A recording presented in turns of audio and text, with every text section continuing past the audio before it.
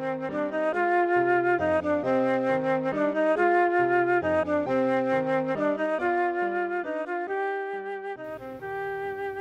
week's Torah portion is called Vayechi, which means "and he lived." Yaakov, also known as Israel, lived 17 years in Egypt and died at age 147. Though he suffered from various forms of alienation for most of his life, he spent the last years of his life in unity with his children and with their households. This family demonstrates how relationships can fall apart and also how there can be reconciliation even after decades of extreme alienation. Let's review our journey through Sefer Bereshit through this lens of parental alienation. Our journey began with a Torah portion called Bereshit, which is the same name as the first book of Torah. An explosion of light was the first act of creation. We learned how the power of words can create a whole universe, and this is a power that the Almighty shares with us humans. We also learned that the serpent introduced us to Lashon Hara, which is the power of speech to destroy people, communities, and the whole world.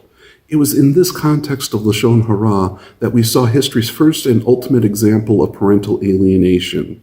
The Heavenly Father was cut off from his earthly children for no valid reason other than the lies that the serpent told them.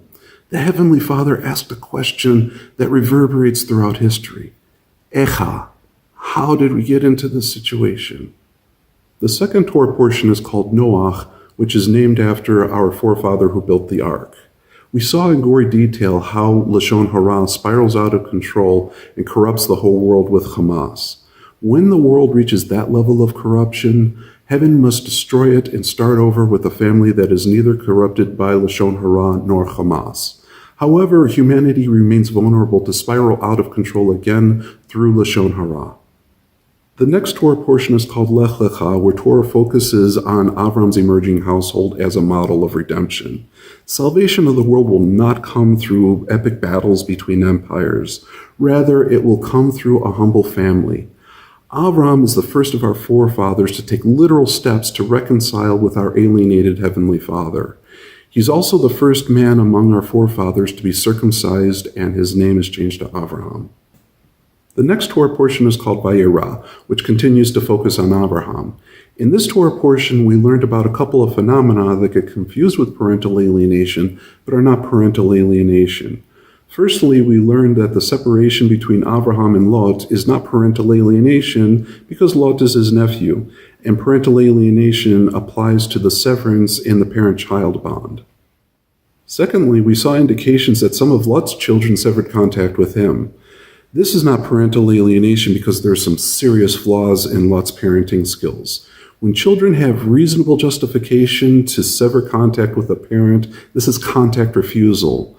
Unfortunately, courts and therapists sometimes confuse contact refusal with parental alienation. The next Torah portion is Chayei Sarah.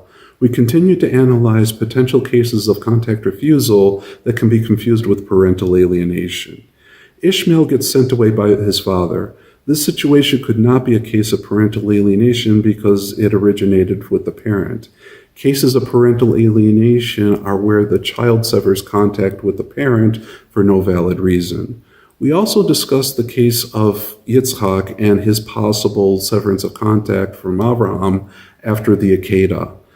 Such a reaction after Abraham tied him up and tried to kill him would be a reasonable reaction. It therefore would be a case of contact refusal and not parental alienation. The next Torah portion is called Toldot. Yitzchak and Rivka have twins, Esav and Yaakov. There's favoritism in this household. Yitzchak favors Esav and Rivka favors Yaakov. This is a flaw in parenting skills. However, is it as serious enough of a flaw for a child to sever contact with a parent? If so, it's contact refusal. If not, then it's parental alienation. While I left this question open, the answer likely varies from situation to situation. The next Torah portion is called Vayetze. Yaakov must flee his parents' home after Esau threatens to kill him. As we continue to wrestle with the distinction between contact refusal and parental alienation, we came to the understanding that no parent is perfect. However, this begs the question, when is a child justified in severing contact from a flawed parent? We identified 3 levels of severity in parental alienation: mild, medium, and severe. The next Torah portion is called Vayishlach, where we continued our discussion on the 3 levels of severity in parental alienation. To help us determine levels of severity in parental alienation, we listed the 8 signs of parental alienation. Mild levels of parental alienation have a couple of these signs. Medium levels of parental alienation have about half of these signs. Severe levels of parental alienation have most or all of these signs.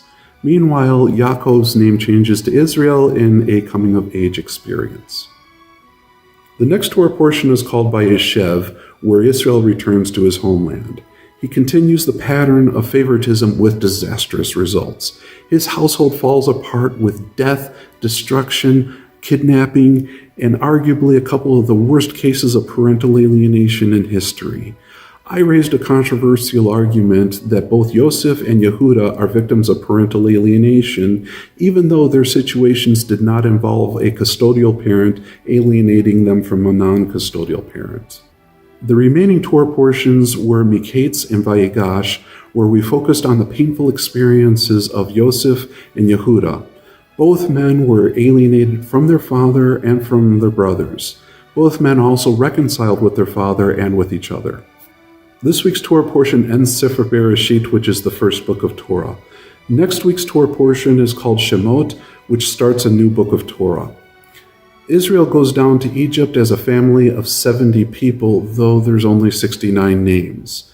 Can we figure out who the missing person is?